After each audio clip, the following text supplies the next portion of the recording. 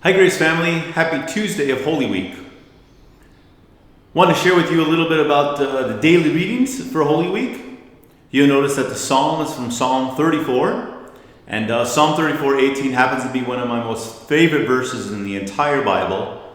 But the reason Psalm 34 was chosen for this Tuesday of Holy Week is verse 20. Verse 20 says this: "He keeps all his bones, not one of them is broken." Now this harkens back to earlier in the Old Testament, Exodus chapter 12, where it talks about the Passover lamb and that not any of the bones of the Passover lamb would be broken.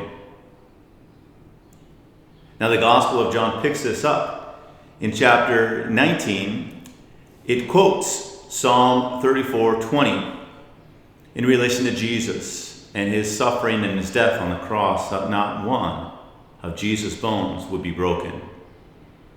Jesus, the Passover lamb from Exodus chapter 12, reinforced here in Psalm 34, mentioned again in John chapter 19. And remember, it's the Gospel of John where John the Baptist says, "Behold the Lamb of God who takes away the sin of the world."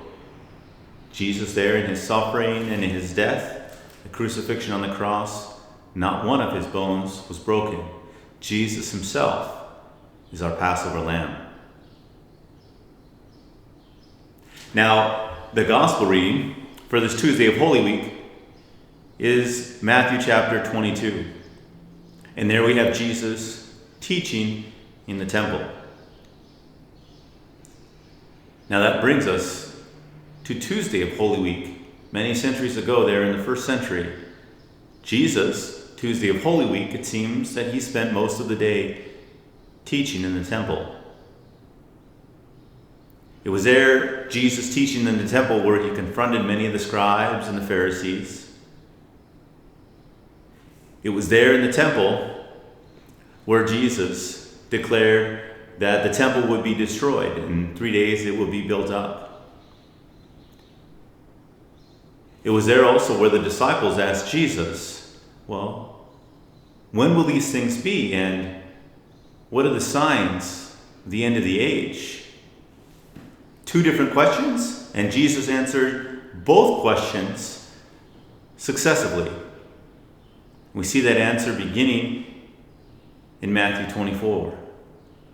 Jesus teaching about when those things will be, and then answering later the signs of his coming and the end of the age.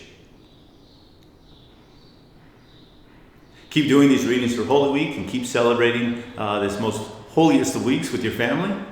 God's blessings to you, and we'll see you again tomorrow. Bye.